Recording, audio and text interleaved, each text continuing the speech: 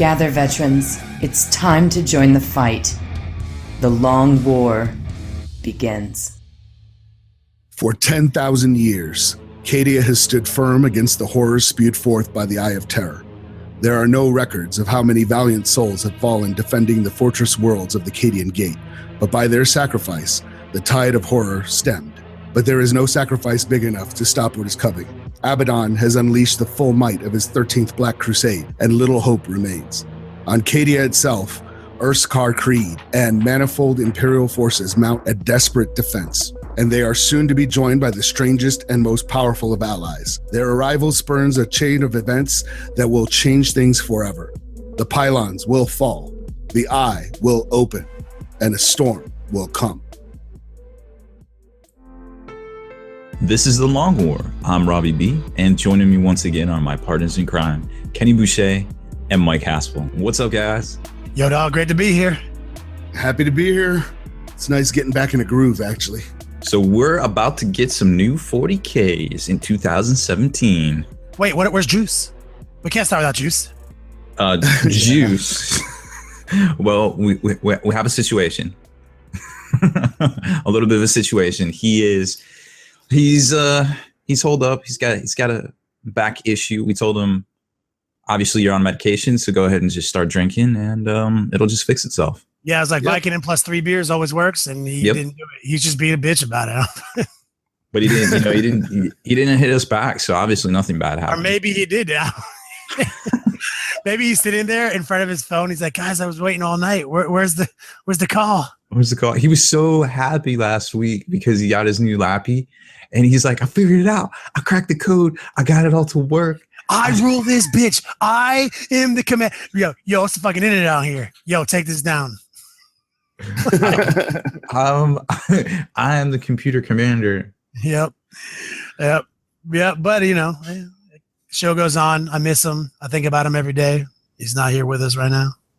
Sitting there, laid out with a busted back, holding up Saren, looking deep into your eyes. Speaking of which, my back has hurt for like literally all of 2017. I don't know about you guys. No. I think it's the obesity plus the painting. All I have to say is, you got to upgrade your bed game and your chair game, because you spend like 45 to 50%. That might not be a real percentage in both. I also need to downgrade my weight game. I mean, that's on you, dog. I don't know what to say. Yes, sir. All right. What do you want me to say there? I feel like we need to make this big announcement at the top of the show about the Long War Network on Twitch. If you guys don't know what twitch.tv is, you're fucking up. You need to go to twitch.tv and you need to start getting on this creative content. And like, let's just break it down real quick. Creative is the part of Twitch where people are being creative. It's not about video games. We have a figurine section where people are painting models, and the Long War is on there. And now we have Rogue 428, aka Mike Haspel, the legendary author of Graveyard Shift, coming in on a Sunday stream with the Road to Adepticon. What are we going to be seeing on the Road to Adepticon, Mike? Well, this Sunday, I don't know exactly, because I'm going to try to do the full 3 hours, but it just depends, because it'll be like the first time I'm doing a full stream. So it might only be like an hour, might only be 2 hours. But what I'm going to be doing this Sunday is laying out the concept for the display board. And depending on how long that takes, we might actually start pulling out some balsa foam and start shaving that and shaping it in preparation for a mold. Because I'm going crazy. Like, instead of just doing I could build the whole display board out of foam, but the issues I've had in the past is that once you build your display board, like a huge one out of foam or something, you're kind of done. You can't use it for anything. So I'm going to make our board modular so that we can use it as terrain after Adepticon. Oh, that's smart. Yeah. So, and it's going to be rugged. It's going to be not made out of foam. The idea is to make it out of cast resin, and using a foam master to make that. So that's what that's going to take until when's Adepticon? March 20 something. I feel like that's going to take till like March 22nd. I mean, obviously, it'll give you lots of content, though. I'm going to ask the tough questions here. Is this a pants on or a pants off stream? What are we talking? pants on, but mostly waist up shots to keep people guessing. Okay, that's good. I recently learned that some people say pants don't stack, but I personally think that boxers are 0.5 pants, shorts 0.5, and then pants and long johns each worth 1 pants themselves. That's my scale. Recently, I've been at 2.5 pants on the stream. It's been a little cold here. Hoping to get back down to the 1.5 to the 1. So is that it? Layers equals more pants? Like, what about waist size and stuff like that? Like, because if you took one Kenny pant is definitely at least 1.5 Robbie pants. That's true. That's true. The girth wise, I see what you're doing there. Oh yeah, the girth of my pants is pretty substantial. The length, and even when you get down to the brass tacks, there could be more girth. But I mean, there's always room for improvement, right? All day, every day. But that's great news, Haspel. I can't wait to get on that. So the Long War Network, live content, live hobby content. Literally, the sun never sets. We're going to be having here in the near future something happening every day of the week on Twitch. And right now, our 2 power days, don't miss them. Tuesday, Friday. It's literally 10 hours of content between myself, Spikey Bits TV, and Slow Fuse Gaming. Don't miss it. Get in on that action. End of promotion. Continue, please. Wait, I want to talk about the truckers. Yeah, you should probably talk about that. All right. Yeah, we need to talk about the trucker, the Long War trucker team. Yep. Okay. So Robbie B coming in on the front door on Friday. I'll be sitting in the rocking chair, and Slow Fuse will be holding it down in the back door. 10-4, some bitch, pound monkey nuts.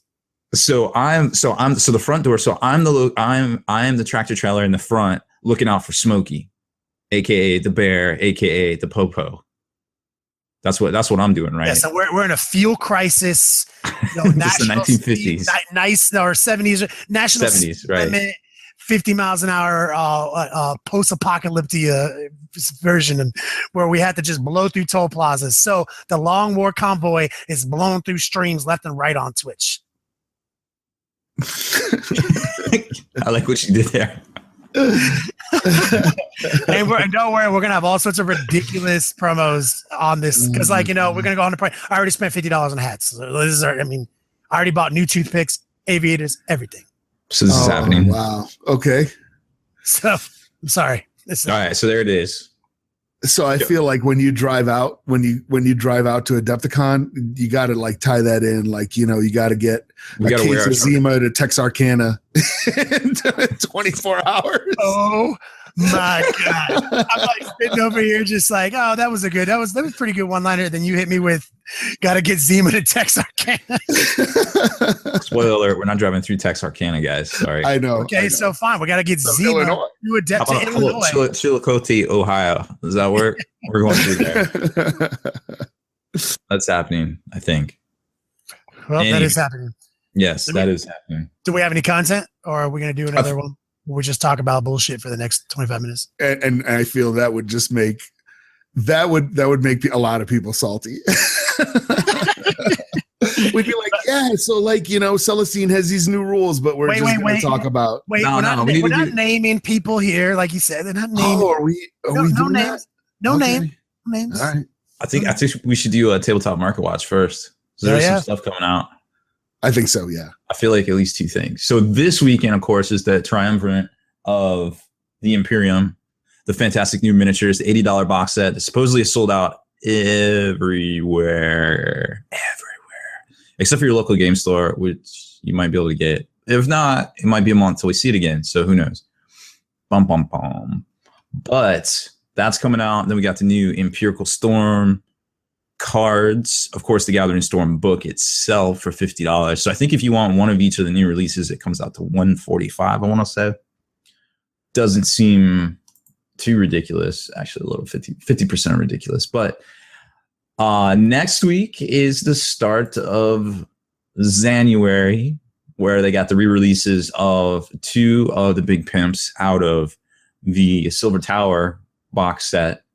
That is the Gaunt Summoner and the Ogerid Thaumaturge. And then, of course, the Acolytes are a new plastic box set, multi-part box set that's coming out. You got Tzeentch dice, which we haven't seen yet. Those might be pretty fresh. Don't know yet. If you go by 1,000 Suns, do you guys like the 1,000 Sun dice? I thought they were pretty sweet. So for were they ones on the ones or ones they are, but they were nice dice. They were symbols. Symbols on the ones or ones on the ones? They had symbols on both the 1 and the 6. Oh my god, how confusing! Yeah. Yes. Yes. But I do, like their new dice that they're doing with the Gene Stealer cult dice were sweet looking. The Death Watch dice I adore. I love those. I wish the symbol was on the 6, but I like them. And last but not least is the Disciples of Tzeentch Chaos Battle Tome for $35 hardback that will be on pre-order next week. Actually, I guess it goes pre-order this week. So assuming that that's the case, that Lord of Change might be on pre-order next week for release on what would that make it? The 28th, I think? Yeah, that would make it the 28th that it comes out. Did you guys see the rumor engine post today? It was some sort of like crazy gun thingy. Maybe Dwarf, maybe Mordheim. What do you think? I don't know what it is. I have no idea. I don't think anybody does. Womp womp. Wouldn't it be fresh if they came out with Mordheim though? I'm not saying they are, but what if they did? Yeah, I only played Mordheim like a couple times, and I honestly like Necromunda better. I like Necromunda. I don't know who you are right now. Yeah, I'm sorry. I don't know. For me, the fantasy setting was always kind of like, there's other fantasy games I'd rather play, except for the big fantasy battle games. All the smaller stuff, I was like, I'd rather play something else. But all right, I feel you on that. We can do about it. Yeah, we do have an interesting thing coming out next week, which is Sanctus Reach, which is a turn-based strategy computer game by the developer Slitherine, and they made Warhammer 40K Armageddon, which was, pretty much epic Armageddon, but it was, and it allowed you to take a bunch of different stuff. It's a decent game. This Sanctus Reach is actually pretty cool. It's based obviously on the campaign of the same name, so you're dealing with space wolves against orcs, and it is turn-based strategy. It is not, a lot of people I think are going to get disappointed because they're expecting it to be like an RTS or like the tabletop. You know what I mean? They're thinking it's either Dawn of War or it will correspond 1-to-1 to the tabletop. Well, so it's more like Final Liberation. It is like Chaos Gate and Final Liberation. Okay, so if you're familiar with those games from the early 90s on PC, it's more like that. Yeah, it is like that. So it's I like it. It's pretty neat. But we'll just have to see what happens when the full game launches. So it will be available on Steam and through their website, and it drops on the 19th. And depending on logistics, I believe that is a Thursday. Depending on logistics, I might be doing a stream where I might play through the first couple missions or something. Oh, that'd be cool. That's so right, people can see it. Rogue 428 will be the Long War's first variety streamer. Is more intel. Yeah, and that way you can actually see the game. So, and it's not like I know what I'm doing, so you get to watch me mess up and lose to orcs horribly. So go troll Mike on the 19th. Got it. And if it's PvP, you should get in on that and get in that chat and then take turns beating that ass live. Oh yeah, Jose Perez just brought up an interesting point in chat. The Kamara game, the Dark Eldar. Sky Jumpers. It's funny because if you look at Games Workshop's site, both the Reaver jet bikes and the Hellboard guys are out of stock right now on their site. So I'm like, did they just like take all their inventory and like rebox it for this game, right? But I think if you do the math on it, it's $130 retail worth of stuff that you get in there. It almost, is it just me or does it look like Dark Eldar Quidditch? That's what it looks like to me. Now that you say it, yes. Yeah, I'm like thinking in my mind. I was like, yeah, I get behind that. That's a solid analogy. Yeah, so that's another thing that's coming out. But who knows when it's coming out? Is it a 3 month? Because these box games, they always seem to like kind of push out previews like 3 months in advance or whatever, right? Yeah. Only you would know that. Yeah, I'm gonna put my stamp of approval on that.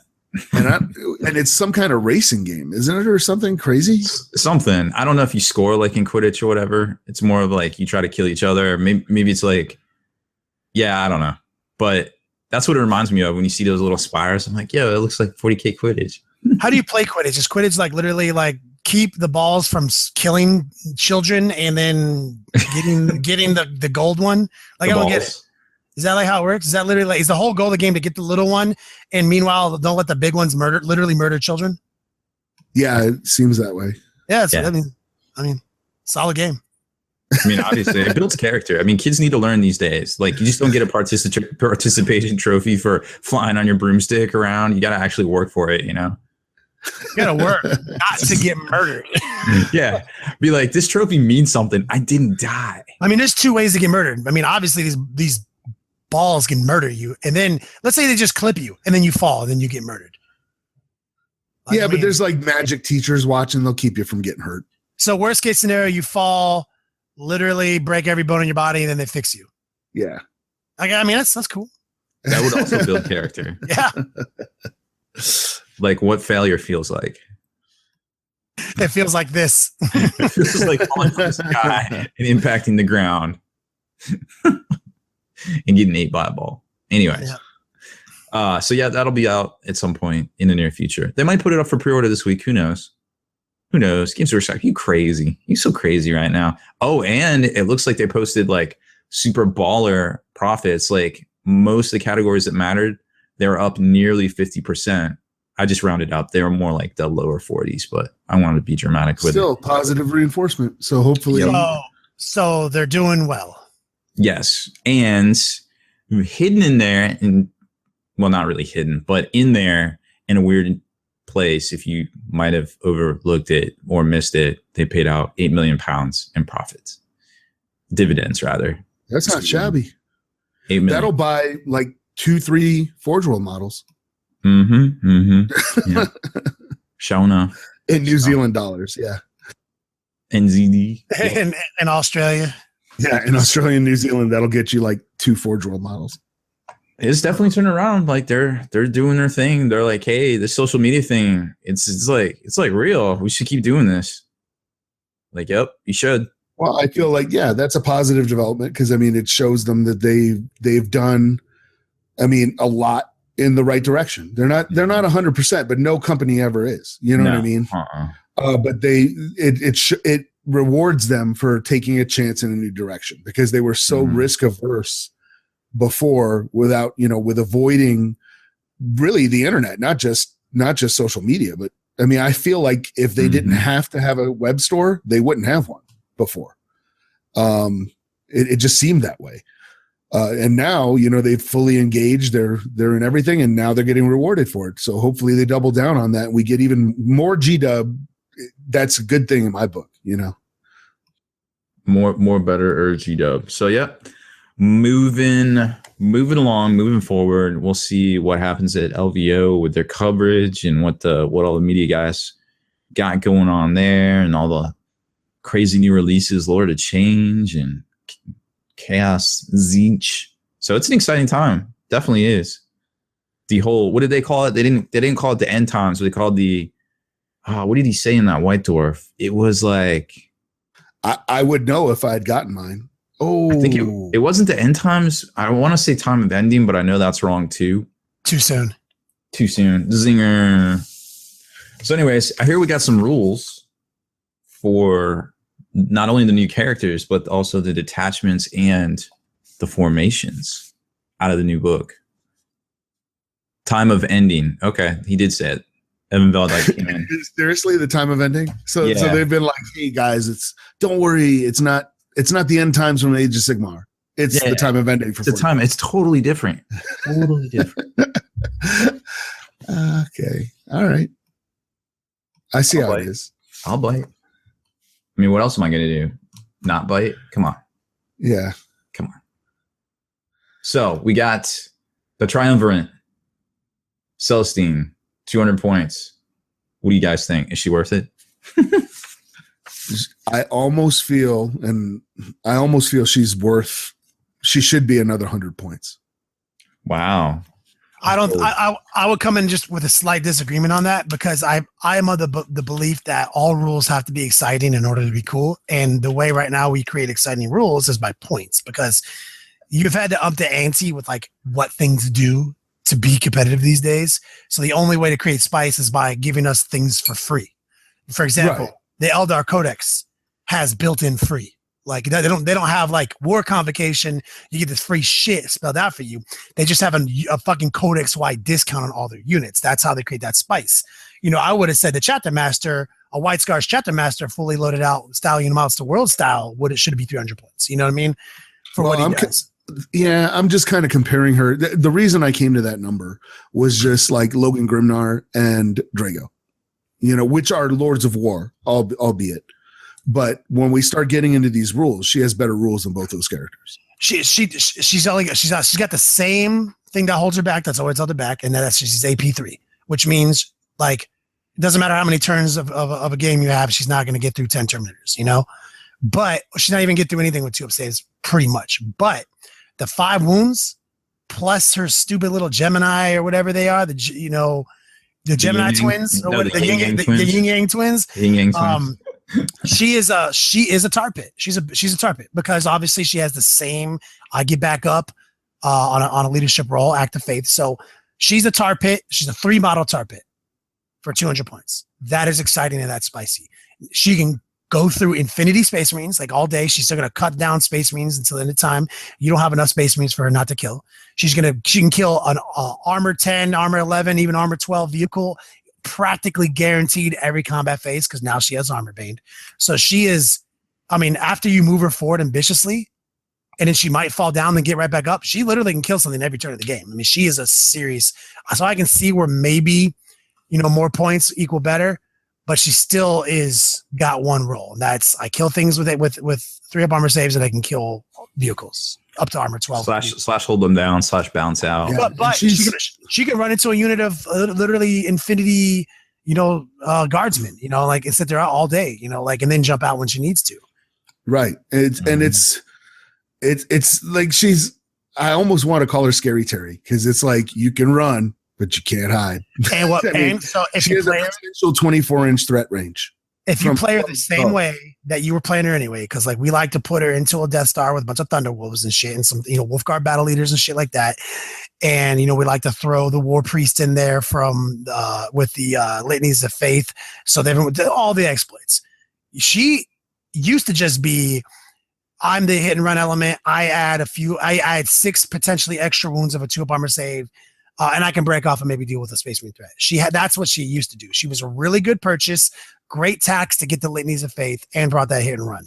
Now she does all those things she did before, and for just like 60 more points or whatever, she's now essentially 18 wounds because she's 5 plus her wounds from her Yin Yang twins, plus she can get back up and bring Yin Yang twins back every turn. So now she's added 18 quality wounds to your Death Star. Definitely 60-point increase or whatever she is might be a little light. I can't agree with you on that. But hey, this is fucking 40K, man. Give me some shit for free. Yeah. Yep. No, definitely. Like, well, let's run out of rules for people that don't know quite yet. 200 points for her and her 2 bodyguards. Forms their own little squad, but it doesn't restrict her from joining and leaving other squads, and they come with her. Stat line: weapon skill 7, ballistic skill 7, strength 3, toughness 3. Initiative 5, 5 attacks on the charge. She has 5 wounds, leadership 10, 2 up, 4 up, invulnerable from her armor of St. Catherine.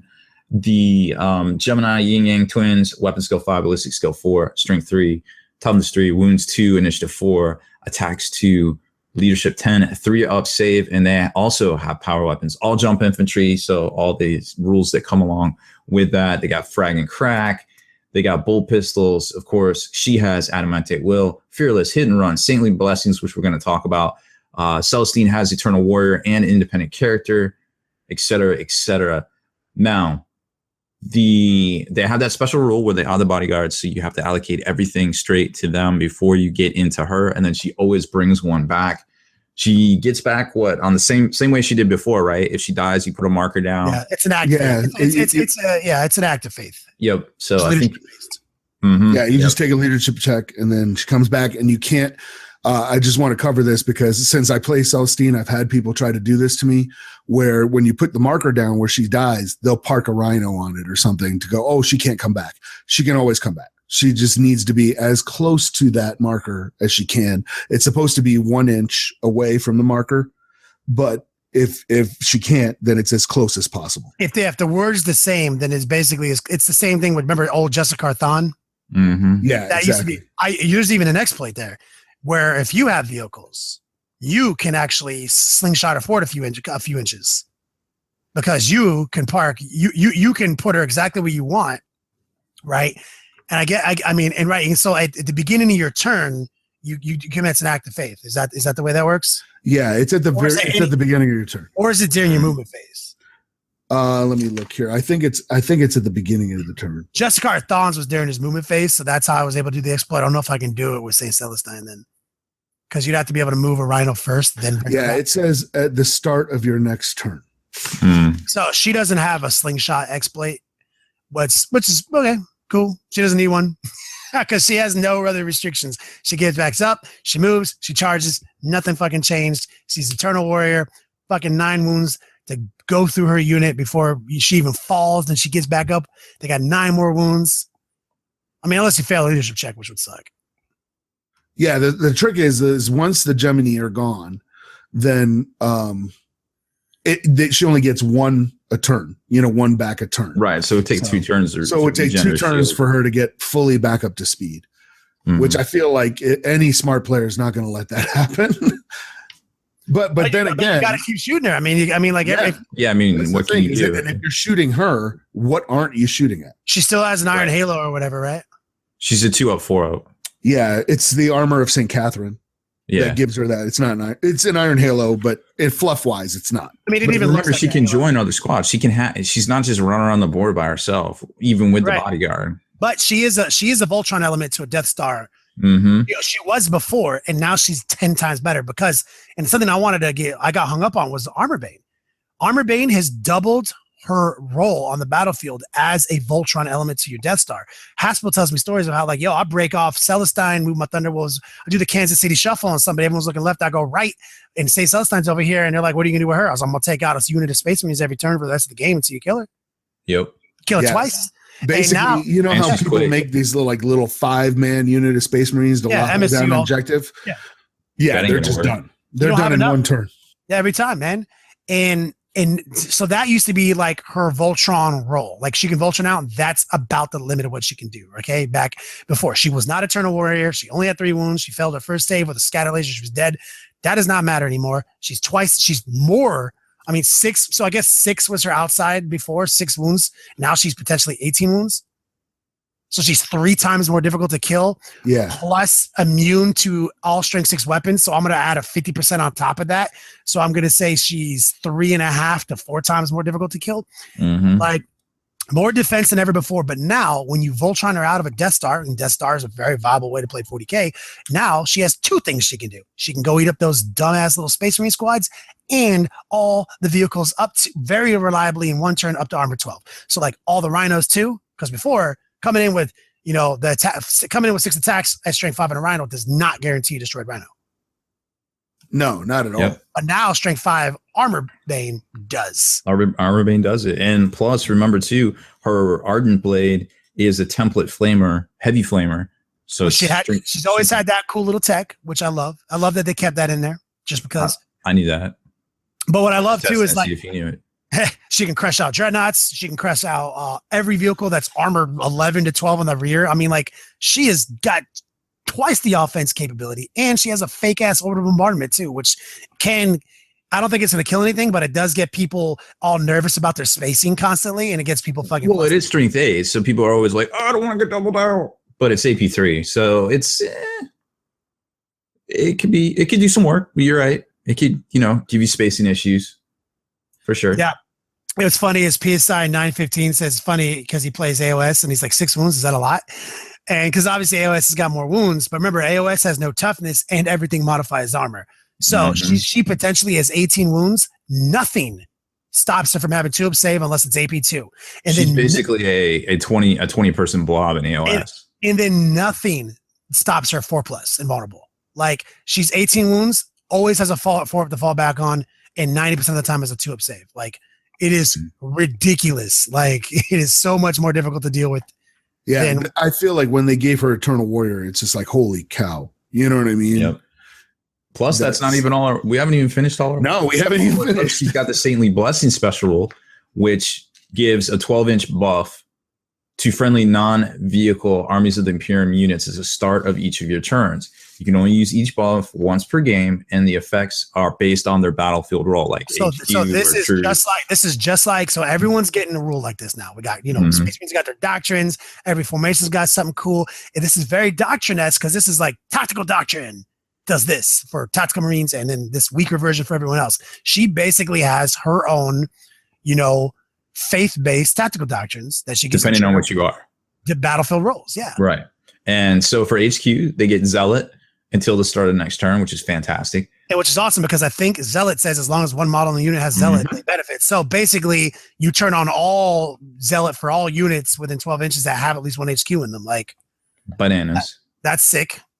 The troops get Feel No Pain 6-up. If they already had a Feel No Pain, they just get +1 bonus to the Feel No Pain instead. There's a couple of ways to exploit that. Not a whole lot, but that's cool. It's good. Elites get counterattack and Furious Charge, not to be sneezed at. Oh no, that's actually pretty solid. I mean, like Elites, Furious Charge right out the gate. That's Wolf and Elite, right? Wolf and Elite. They also already have Furious Charge. Oh, they already have Furious Charge. Yeah, okay, yeah, they do. Give me something cool that's Elite that love people love that doesn't have Furious Charge. Paladins. Paladins, cool. Paladins are Elite. Now they would have Furious Charge. I like that. Terminators in general, like anyone's Terminators would have Furious Charge. Non-Blood Angel ones. Non-Blood Angel Terminators. The way Rob's like, not Blood Angel ones. Blood Angels get something. I'm waving the Blood Angels flag. You can't see it, but I'm waving it so hard right now. So there's not a whole lot of Elites, I guess, that I care about. That's okay. All right. But counterattack is cool. Wolfen already have it. So question mark on that one. Fast attack, Crusader, and Fleet until the end of the turn. I was gonna say, hey, aren't Thunderwolves fast attack? Don't they already have Fleet? Yeah, they do.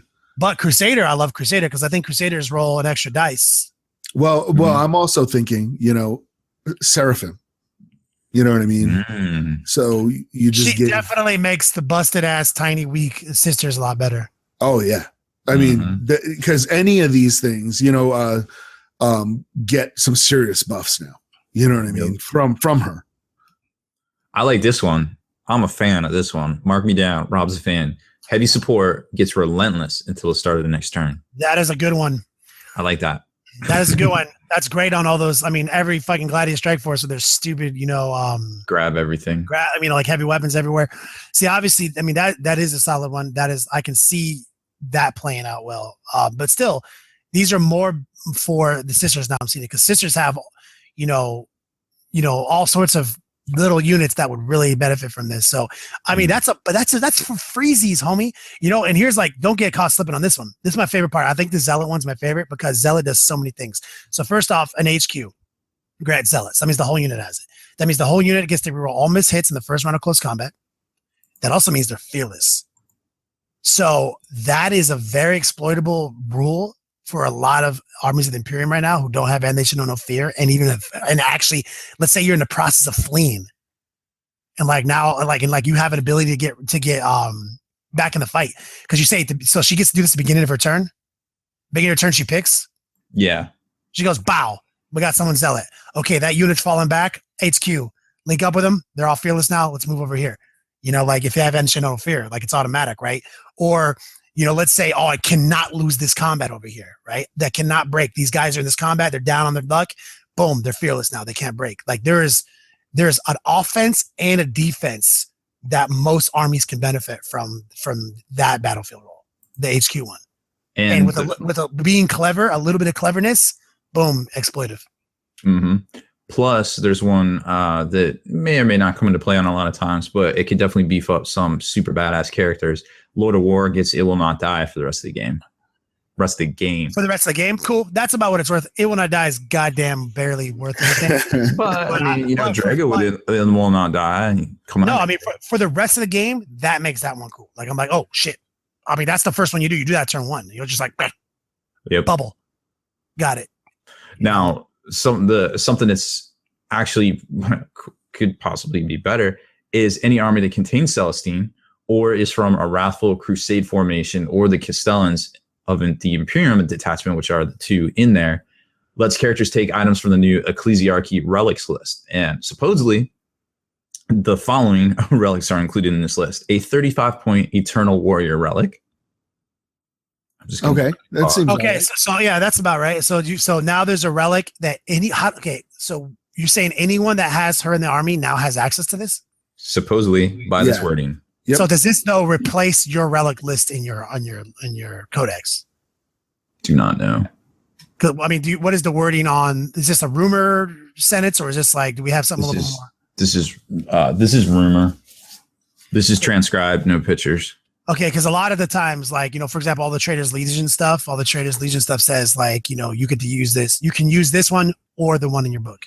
Correct. So if this one is if this is the first instance of you can use this in addition to one in your book, holy shit. But I'm kind of thinking it's going to be a replacement to the one in your book. Well, let's keep going. A 15-point Strength 4 AP2 pistol that ignores invulnerable saves. Strength 4 AP2 ignores invulnerables. Pistol, yeah. Okay, God. And so you said Strength 4. I was like, oh. A 35-point relic that gives a 4-up invulnerable and stops deep strikes within 12. If they scatter within 12, it's auto mishap. Okay, I like that one. Mm-hmm. And how many points was that one? 15 points? 35. Oh, that one's 35. Oh, shit. Yeah, it's like an Iron Halo on crack. It's an Iron Halo that shocks you when you get close. You're like, static. A 30-point power sword that on a past leadership test becomes strength +2 AP2. So it turns into a better relic blade. Mm-hmm. But is that like every time it's probably every combat phase, right? Every sub phase. Yeah. Don't know. So like your words. I mean, it's cool. I mean, it's a legitimate weapon. I mean, it's not better than Power Fist, but no. But I mean, it's something. It's something that's saucy, semi-saucy. No, that's all. See, this mild is what they, okay, let me tell you what all this is. This is like, okay, so back in the old days of the Sisters, when they first dropped, the Sisters didn't fucking play games, man. Mm-mm. Like no. The old acts of faith were real. And their fucking relics were, man. Like Canonesses were running around with fucking goddamn Eternal Warrior and goddamn fucking Strength 6 fucking power weapons, man. Like a Canoness would get in your grill, man, and you were not down with that, man. Like, I mean, like that list of relics reminds me of like the old days, man, playing against Mark Parker, running around with his sisters and like, get off me, psycho. You know what I'm saying? I said I broke up with you. Leave me alone. Let's do a quick commercial break, hear from our sponsors, and then Robbie B will hit us up with why we should be all playing Armies of the Imperium from now on. We'll be right back. Dear veterans, quickly, make your way to thelongwar.net and find out how to reap your hard-earned spoils of this long war. For our allies at secretweaponsminiatures.com have rewarded us all with an extra 10% discount on all Secret Weapon Miniatures merchandise. So stock up, dear veterans, and enjoy.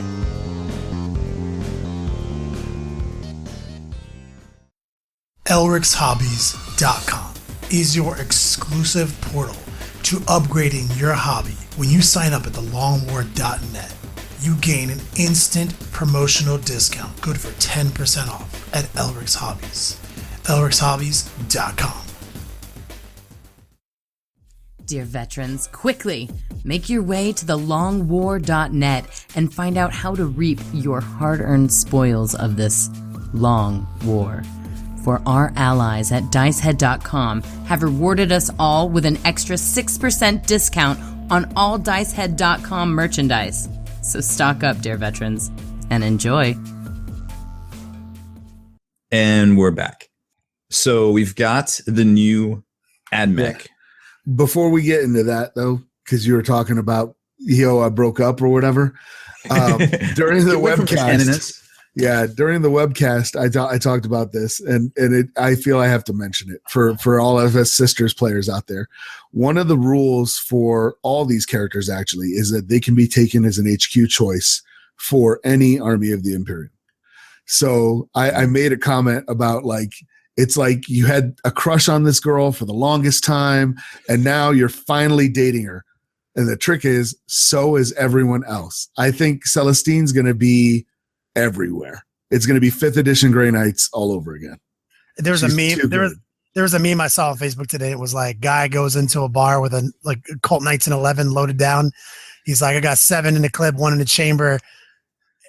Who's the man who's been sleeping with my wife? And then somebody's like, you don't have enough bullets, homie. Oh, wow. Like the whole bar. And so I'm like, stay Celestine. Yeah. I'm gonna beat the shit out of everyone in this room who's playing Celestine. There's too many of us. Yeah, you're outnumbered, dude. I think she's gonna be everywhere. We are all Alfarius. Yeah. All right, Mechanicus. Oh yeah, so we got the wannabe fatty Belisarius. He is 200 points. What do you say we take a look at what you get for 200 points? Now, this is the guy that we were speculating what base size he was on. We thought maybe he was a monstrous creature. It looks like the large cap. Large cap base. That's what it looks like too. Yeah. So he is 200 points. We had a preview of his stats, but the weapon skill 5, ballistic skill 5, strength 5, toughness 6, 5 wounds. Initiative 3, attacks 3, leadership 10, 2 up saves. So 2 up saves key right here, I feel like. No invulnerable? No invulnerable. Refractor field. What's that, a 5? 4, I think. No, is it? Haspel. I think it's a 5. It might be a 5. But honestly, he doesn't need it. And when we get to the other rules, you'll see why. Yeah, he's a super fat. So he can reroll failed feel no pain rolls. So obviously he comes with feel no pain. He can reroll them. He also recovers D3 wounds lost earlier in the battle at the start of each of your turns. So what that breaks down to is you got to get through his 2 up save or his 5 up invulnerable. And then he gets to do a 5 up feel no pain with a reroll. So let's say you're just doing AP2 attacks to him. He gets a 5-5-5. And the math on a 5-5-5 is similar to a 2. Yep, we've covered that in the past. Like if you get to pick up 3 dice and say, as long as one of these is a 5, you almost always roll a 5. Right? So he basically is very, even if you're bypassing his 2 up armor save, very difficult to wound. And the fact that he's T6 means that only instant death weapons and like D weapons are actually going to bypass his pain. Yep. And obviously, finally, you start doing some wounds to him, and he gets to bring back an average of 2 wounds a turn. That's I mean, that's just brutal. You're like, and D3. Hey, look, I got a 2. How about that? Average. So yeah, he's a fatty bone batty. So, but his offense is like he's not that great offensively, right? Because he said he only has a power axe and 3 attacks, right? So he's got 3 attacks base. So he does come with the mastercrafted power axe. He also has the Macandrite hive, which is 2d6, strength 4, AP dash attacks at initiative 10 in close combat. So 7 strength 4 attacks. That ain't nothing to laugh at. No. And he's a character, not an independent character, right? He is a independent character. Very bulky.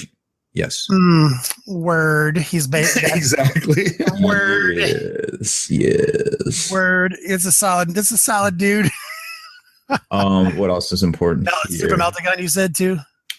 Yep, yes. He's got the super melting gun, the 12-inch range, strength 10, AP 1, assault D3 mastercrafted melta. The solid.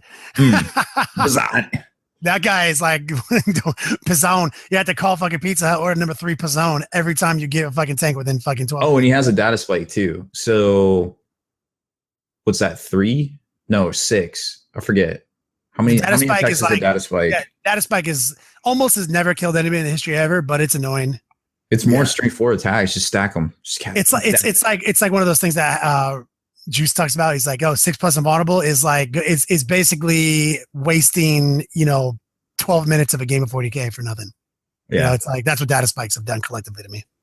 So he also has his special canticles of the Archmagos. So if he's alive, they work just like the other canticles. They're based on the number of. So a caveat to this section: this is what really takes him to the next level. He's not an offense. He's he can be a bit of a bitch in close combat to certain things, right? He can even get got relatively easy in close combat by certain things. He's not an Eternal Warrior, I don't believe, right? No, he isn't. So I mean, literally, I practically don't play an army that can't just. I think there is something you can purchase though out of Mechanicus to make him Eternal Warrior. Right. So there are ways that turn off all his special abilities in close combat, like all his reroll and his bullshits. He's allowed to buy it pretty early. I mean, but the thing that makes him amazing is what Rod's about to go through right now. He is a buff character.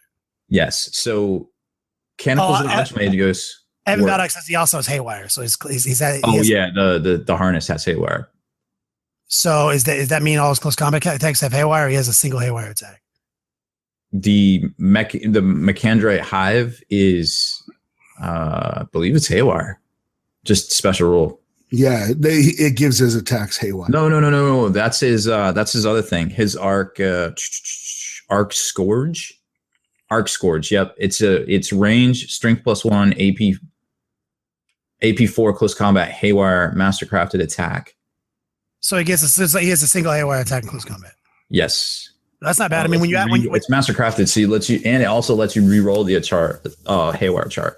So basically, if he can do some damage, I mean, this guy gets close to a Night Titan. He's like D3 strength 10 AP1 mastercrafted shots, right out the gate, and then also let me hit you with a free Haywire hit, and I'm hidden inside of a unit of guys that might also have some cool shit. I mean, like, he's pretty cool, man. So he's got a bunch of cool little stacks that do collectively. It's very Admeki Skitarii themed. Like, I got all these little things that are just happening, and collectively they're hurting me like crazy. I like that.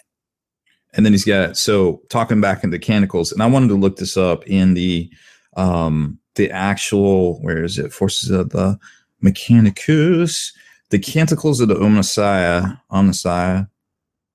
It goes off of number, I think it's off of number of Mechanicus units. Somebody fact check me on that one. But Canticles of the Omnissiah, I wish I had the push button thing. Where's my index? Anyways, so based on a number, just like Canticles, but they can affect any Imperial vehicles that are also within 12 inches, even if they don't have the Canticles special rule.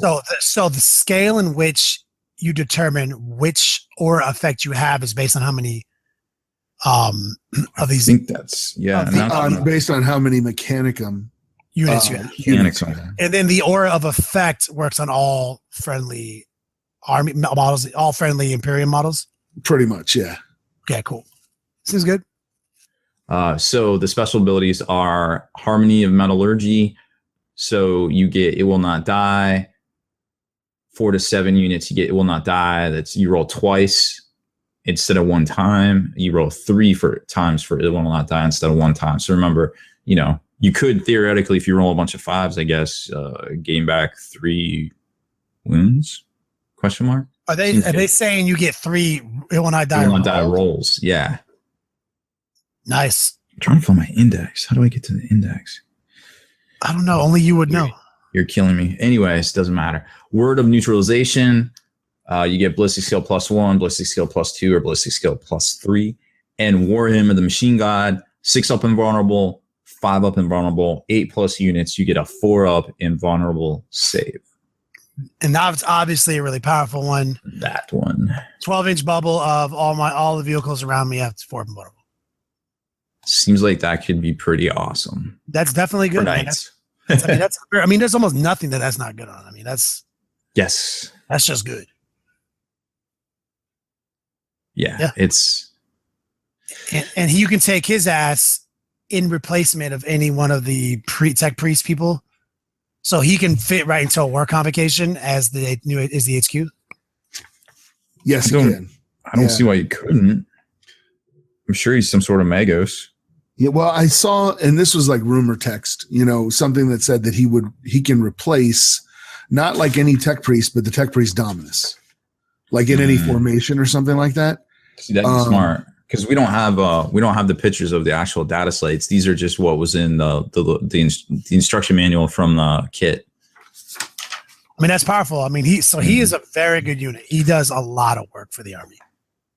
Oh, he's solid. Like all of these guys in here are solid, and you put all three of them together, they're 550 points, and they also have their own formation, which we may or may not get to tonight, but solid. Then we got Greyfax, which is, of course, the Inquisitor with the Witch Hunter hat. Yep. 150 points. What do you guys think points wise there? I think she's amazing. Yeah, I think she's priced about right though. I think we gotta rate these three afterwards. Like what's our highest, what's our middle, and what's our runner up? I guess our backdoor, so to speak. Bed, marry, kill. Yeah. All right. So 150 points. Weapon skill 4, ballistic skill 4, strength 3, toughness 3, super weak human, wounds 3, initiative 4, 3 attacks, leadership 10, 3 up, save, mastercrafted condemner bolt gun. That's the one I was unfamiliar with that. That's the one that spits perils, right? Yeah. Basically, if it causes a wound, it's an automatic perils to a psyker. Yeah. Seems good. Sliaculum, mastercrafted power sword, frag grenades, crack grenades, and psych out grenades. Yummy. Now, here's the big things that we're definitely going to address. First off, warlord trait, master of interrogation. Enemy infiltrators cannot set up anywhere within 24 inches of Inquisitor Greyfax. Yep. Boom. Yeah. All that new Cold Gene Stealer first turn charge. I'm in your deployment zone with 1 billion models within 3 inches and 6 inches. None of that shit matters now. Like, say what? Like you're gonna have to set up like a regular poor person army that you have to be 24 inches away like everybody else. Yep. And then we've got Indomitable Will. When making a Deny the Witch test, Inquisitor Greyfax always counts as having a higher mastery level than a Psyker manifesting the power. And she's got Adamantite Will. So that means it's really, really, really hard to cast a Malediction or Witchfire on her and her unit. She's denying on a 3-up. That's basically what they said. Mm-hmm. Yeah. Not happening. Now, the next part of the component is she's a Psyker, level 2. She has the Aura of Oppression psychic power, which we're going to talk about in a second. She may generate 2 more powers from telepathy. So we all know what comes with telepathy. Some hotness. But telepathy is good.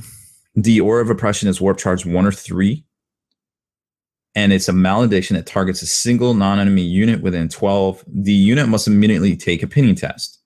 Even if the test is passed, while the power is in effect, the target cannot run, turbo boost, perform sweeping advances, or fire Overwatch. Looking at you, Tao. Alternatively, she can attempt to cast it on Warp Charge 3. If she does, it affects all non-vehicle units within 12 that are enemies. Wow. I mean, that just shuts down Gene Stealer calls that pop up and, aren't able to make contact. Shuts down Tau Overwatch. Hard. Yeah, I mean, literally, that's a huge, because Tau needs to be bunched together to supporting fire. 6 inches is their range. And you can get her, there's all sorts of delivery systems. Escape hatch, link ups with fast moving Death Stars. I mean, literally, you can get yourself in a situation where you just get shot at once by a Tau army. And then they always get to shoot you. Tau armies get to shoot you, right? You move, if you go first, you move, they shoot you. Then you move again, then you start charging, then they supporting fire. They hit you with the marker lights first from the drone commander unit. And they literally put, 5 markers on you. And then they just chain react, hit you with practically another full shooting phase before you even start swinging close combat. So they shoot you twice. And that's if you go first. If you, you know what I'm saying? So now they always get to shoot you one more time than you plan on. And she eliminates that if done properly. And we've already seen there's resiliency with Celestine. You put her Celestine in a squad, started getting crazy. So let me ask, can you take all 3 together? Yes. There is a formation, but I mean, they're all independent characters. So even without that, right, you could. Yeah, even without that, you could. Well, what is the benefits of the formation that has all 3 in it? So right off the bat, if one of them in there is your warlord, then you get to benefit from all of their warlord traits. Sick. I know that is right off the bat. So that's, I mean, they don't have no punk warlord traits either. They have inspiring presence. So friendly units from the armies of Imperium within 12 with 2 or more models from the triumvirate have stubborn and automatically pass pinning. Friendly units within 12 of 3 of them have fearless. That seems pretty good. Yeah. Yeah. That's a lot of cool free shit. Yeah. That's the Gemini twins don't count. They're not people for model count there. And then the warlord thing. So, I mean, 550 points. Everything within 12 is fearless. Within 3 of them, question mark? Yes. Not bad. I don't know if I need all 3 in my army though. I feel like that's slightly better than Magnus for like 50 points less. Yes, that is. Yes, I'm saying that is a better, because everything they do happens pretty much for free. Now our Greyfax, she doesn't have Psychic Pariah. No, because she's a psyker. So she of course not. So that wouldn't work. Of course not. Yeah, that would not work. But yeah, this seems like kind of like if you play Imperials, it's like Haspel said, like everybody gets to date her now. I think that I definitely think that Inquisitor Greyfax is my top pick for just like if just good old cheap, is gonna, because like I think in terms of going to tournaments, like what am I gonna do against G Stealer Cult? That's what I always think of. It's like, Greyfax. Well, right now, I'm gonna go to LVO, and every time I play G Stealer Cult, I'm gonna get fucked. Yeah, pretty much. I'm gonna have to no deploy, or super spread out, or try to create bubble wraps, and try to see. I mean, like literally, I have like all these dumb like, I hope this works tactics. I hope I go first. But with her, there's a chance. But like if you had her in your army, you'd be like, yo, literally, I'm good to go. I paid 150 point tax to play a normal game of 40K where he has to be 24 inches away from this character. Yeah. So that's, to me, that's a thing, and also there's a warlord trait that a lot of people like to roll on where you get 3 units plus your warlord get infiltrate. It's a bad time when 3 Wraith Knights get to set up 18 inches away from you on turn 1. Yeah. And perhaps since we're talking about kind of playing that at LVO, they did make a ruling before these rumors dropped. Honestly, they had already decided that today was the cutoff for their lockdown of their FAQs and their format for LVO. So the fall of Cadia and any supplements that come out after that are not allowed in the LVO format. Yep. Which means that Gene Stealer Cult is the sleeper army going to be at LVO. You're going to see it there. They're going to be like 120 models exploiting the cult ambush rule like crazy. They're going to be going nuts, man. They're going to be a hard counter to a lot of the top armies right now.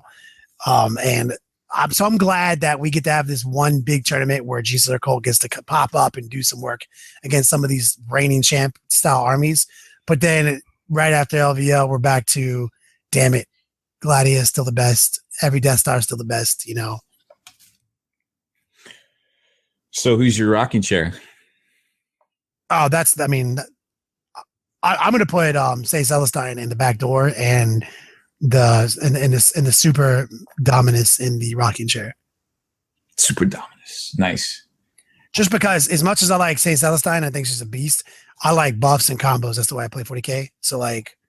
I like the combo. I like the fact that they're very combo centric, and she still has combos, but she's a little bit more linear in her approach of like what she does. Like I got it. She gives my unit hit and run, and she's fucking hard to deal with, and even she's basically a chapter master that's even harder to kill. Like I like that. That's really cool. But I like the buffs too. So they're all good. They're all amazing. That's my breakdown. Yep. Okay, I can see that. What about you, Haspel? What are your 3 picks? All right, I would have to go with Celestine first out of the gate, but I play 40K very differently than Kenny. Obviously, I really like the Voltron. I adore the Voltron. Getting into the midfield, holding the midfield down, and then splintering off and attacking anything that threatens the unit. And she does that so well. I mean, and she can just, if you control the middle of the board with her, you control the board. Period. So it's like I already use her in my army. And that's no secret. I've been using her for about 6 months now. Well, ever since Curse of the Wolfen came out, I threw her in there. So it's like, and she's no joke now. Now she's mandatory. The armies that I play, Sisters, Grey Knights, Space Wolves, all of them can benefit from Celestine. It's like, so she's mandatory. It's like, I got to take her. She was mandatory when she was just a little cheapy hit and run, one gotcha bitch a game character. Yeah, exactly. And it's like now though, I feel like I'm in like, if I'm sitting down at Army Builder, I'm going to go, oh, let me build a new Grey Knight army. And my first thing I'm going to do is Celestine. Yep. And then build from there. Auto add, done. Yeah, auto add. It's like, and then second place would go to Inquisitor Greyfax. I have a soft spot for the Inquisitors, and she is amazing, and there's nothing stopping you from taking her with Celestine. So I feel like that's kind of what I would do. Especially since they can be taken as HQ choices. So in a Sisters army, for instance, I wouldn't even bother with a Canoness at all. Like I would just go Celestine, Inquisitor Greyfax, done, and then move on to the other, to the other choices. And then the last would be you would do say Celestine, Inquisitor Greyfax, and the priest that doesn't take that doesn't take up a slot, and with the Lineage of Faith. Yeah, you gotta have a pure priest, or and so you would just jump the War Priest and Greyfax out of the escape hatch, link up with the Thunderwolf Cavalries in midfield with say Celestine on point tanking for the unit, and now your unit's that much more baller. Right, but if I was running like a pure Sisters list, like a straight up Sisters list, I would still take the priest, but I don't know that I would do like the whole escape hatch thing because I kind of don't need it. The Sisters aren't that fast, you know what I mean? But you could do some nastiness with, I don't know, 9 penitent engines. No, that's a joke, guys. We know that penitent engines suck. But we have recently decided that we are playing at least 6 of them at Adepticon. We are playing 6 penitent engines at Adepticon. Yes. We decided this has to happen. We're silly. Every day. We were talking about like exorcists, like I was like, hey, I kind of like penitent engines. Like I got 6. Give me an excuse to paint them. I was like, this is your excuse, paint them. Yep. And I those models are a love-hate relationship because talk about a model that just it's all janky metal. So talk about it comes apart like if you look at it wrong. So I'm like, I think I literally put 2 of them together with JB Weld because I was tired of them coming apart. Damn, that's hardcore. Yeah, it was real. And then the last place I would take Belisarius Call, and I do have an AdMech army, but I've only played them as allies. I've not played them. It takes a lot to play an AdMech army. You got to have like some game aids on point. You got to be keeping track of your stuff. Like it's a thing. So I feel like to my allied force, it's very advanced. My allied force was that box set that they sold. That was like the 2 Cataphren destroyers with the Castellan robots and then the Tech Priest Dominus. That's what I used as my allied force. So tossing him in there just makes him better. You know what I mean? Mm-hmm. Just makes that little, it's not even 1,000-point contingent, infinitely better. And then I can run them with whatever I want. So that's the way I would break it down. Cool. My picks would be out in front looking for Smokey. I'm going to probably put Belisarius just because he looks like a G and I kind of want to paint him. I like that. You go with the other, you go the other route. You're like, yo, literally he's too cool to not put in first place. Can I put him in my Ironworks army somehow? How can I make this work? And then Shadowfax, because I actually want to I might paint her on stream, to be honest. And then we're going to put Celestine in the rear, even though I know I need her for my armies and I will paint her. I'm not going to paint her at first because everybody else and their mom actually are going to paint them all at once. 40K Sue is going to get on Twitch here real soon. She's going to start off by painting and say Celestine. Oh, so wow. Yeah, literally everyone and their mom. Yeah. So yeah, I ain't about that life, Ricky Bobby. So I'm going to paint me a cool chick in a witch hat. The old Constantine hat or Van Helsing hat or whatever. Van Helsing hat. I can't believe they finally made that the model. I mean, the models look so sick. Like all the models are clutch. But I tell you what, don't sleep on this box set because it is sold out and it is going to be gone for like a month, like straight up. GW effed up. They did not make enough. Oh, did we say Shadowfax again? Yeah, we did. And the incredible thing about that, that's Gandalf's horse, right? Yeah. That's the Lord of the Horses, you nerd. Don't get it twisted. But what I think is really cool is that this box set sold out like instantly, like in less than a day. First the bundle sold out, then the box had broke. It was way before these rumors had broke. That's true. Like people were buying this just for its dope status, not even because the rules are like actually equal to the coolness factor of the models. Yeah, it was just. It just shows you that the hobby is the most important part, and that's something that's like always been our agenda. Our idea is that the hobby matters definitely 99% more than winning games. But I do recognize that when you go to a tournament, you are trying to see who is the champion, right? So that's the only reason the Long War doubles we do 50-50 split, 50% battle score, 50% a hobby score. And a lot of people think that's weird. They're like, nah, it should be 100% battle. And I was like, yo, literally, I'm already giving it a lot more credence here than I believe it's worth in a real life scenario of you being in your Beats Lab. You're a hobbying 99% of the time, and you're competing 1%. So I'm willing to meet you guys in the middle with the 50-50, but it shows you 80 to 90% of people play this game, play it for the love of the models, the lore, the books, everything. Winning games, like, we'll talk about LVO, 500 people. That's an amazing achievement. No tournament in history has ever been that big. That's 500 people, man. Do you really think GW is a $100 million company because 500 people care about this game? Nope. No, they are not. That is not the situation. Yeah. I just hope I get one. I went by the local game store and put my name down on the waiting list. And if I don't get one, now? Good Lord. Yeah, if I don't get one, all I'm going to say is some prosecutor is going to lose his wings. That's what you did there. I'm just going to be like, you don't need these. She needs. Hey, I've got 2 pewter St. Celestines. You can use 2 pewter St. Celestines as the Gemini twins, and say the new one is St. Celestine. Oh my gosh, how dope would that be? Yeah. I have one that I was modding to put. Okay, that's perfect. I'll send you one OG pewter untouched. The modern one, and we get the new plastic one. That's the most. That's all the Saint. That's the Gemini twin St. Celestine Triforce engaged. Yeah, all the Celestines. I'm St. Celestine? Yep. Yeah. Will the real St. Celestine please stand up? Oh, goodness. Yes, I'm putting St. Celestine in the back door, according to trucker terms.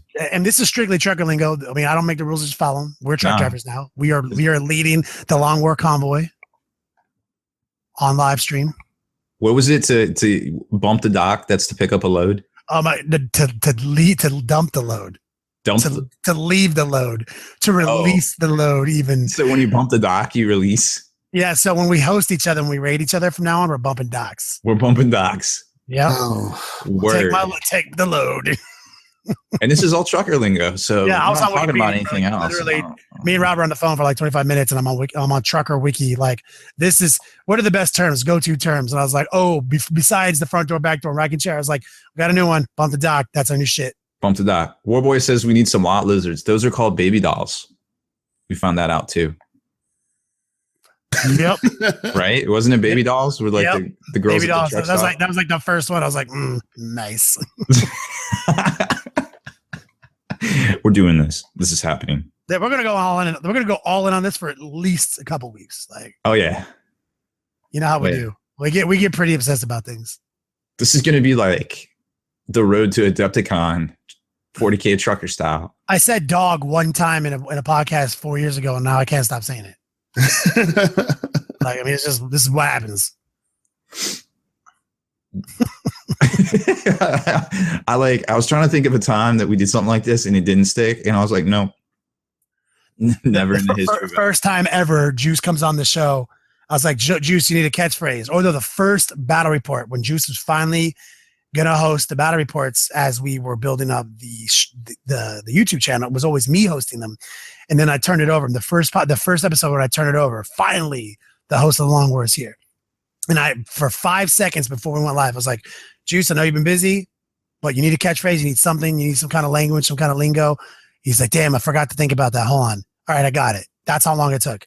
And then Rob's like, okay, action. He's like, I'm juice here and I always keep it icy. That's like, I mean, he thought about that for 5 seconds.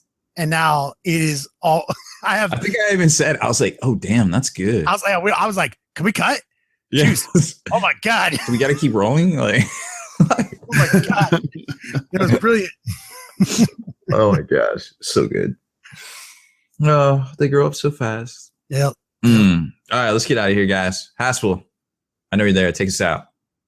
Pie Jesu Domine, dona eis requiem. Check out thelongwar.net. Become a member of the Hall of Veterans today for the fastest growing library of wargame related video content, modeling, painting, and playing. Not to mention all the sick discounts I receive from some of our sponsors. TheLongword.net is committed to bringing hobby back, and we can't do it without you.